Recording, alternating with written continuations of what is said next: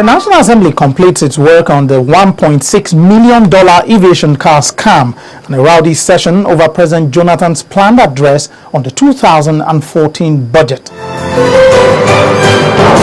Hello and welcome to the Gavel. I'm Lanre Lasese.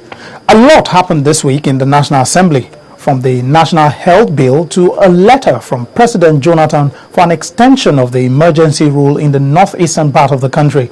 And once again, the issue of the implementation of the 2013 budget almost led to a division in the House of Representatives. Let's start with a report on the Aviation Car Probe being conducted by the House of Representatives. The House of Representatives continued its investigation into the controversial procurement of 2 armored cars by the Nigeria Civil Aviation Authority this week. The Minister of Finance, Ngozi Okonjo-Iweala, appeared before the House of Representatives Committee on Aviation to shed more light on the duty waivers granted for the importation of the 2 armored cars. The minister informed the lawmakers that the waivers were not granted for importation of the armored cars. What I know of the matter is that on June 23, 2012, the Lagos State government applied to the President for a waiver, as is normally done, for inspection charges and duty exemptions on assorted brand of vehicles in favor of Coscharis Motors for the conduct of the 18th National Sports Festival, or the Eco Games. Having met all due requirements for such waivers, the Lagos State was granted this waiver for the import of 300 units of cars of various types, and this was granted. What I know is that on this list there was no mention of bulletproof cars, and that is all I want to say. So no waiver was granted for bulletproof cars. The minister, however, declined to comment on other issues raised by the lawmakers. I do not really feel it's my place, to give advice in this particular matter. I want to limit myself to the invitation which was made to me to come and speak about the waiver. So I'd rather do that. This marks the end of the committee's investigation.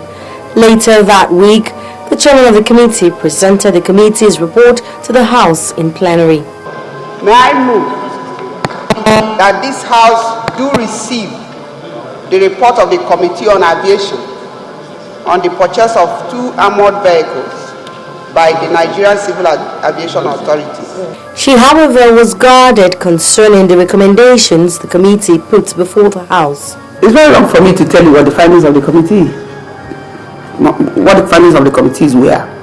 After all, we did a public hearing, and so you know what the findings were as at that time. But the point is, until a report is considered on the floor of the House, you don't take it as report. So what we did was a proposal. Findings remain the same, but for recommendation is a proposal to the House, to the floor of the House, which is the whole House. And so, during consideration of the report, every member of the House of Representatives will look at it, make an input. After it is passed there, then we can discuss it as report or as recommendation. For now, it's just like we've concluded our assignment and we handed over to the House that sent us to do an assignment. So.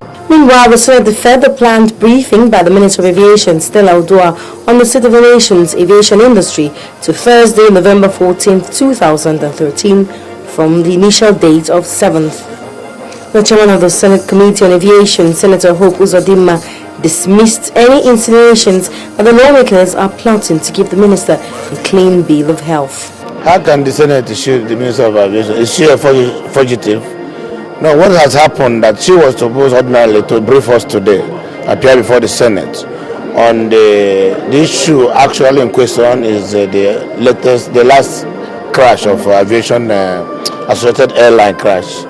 And because today being Thursday, the Senate President is leading Nigerian delegation to Dubai for the finance of our junior egos, and it became very necessary that we will postpone the minister's visit to enable the Senate President to come back, preside, and the required number of senators present, because it is a very important issue that will allow the full participation of all senators.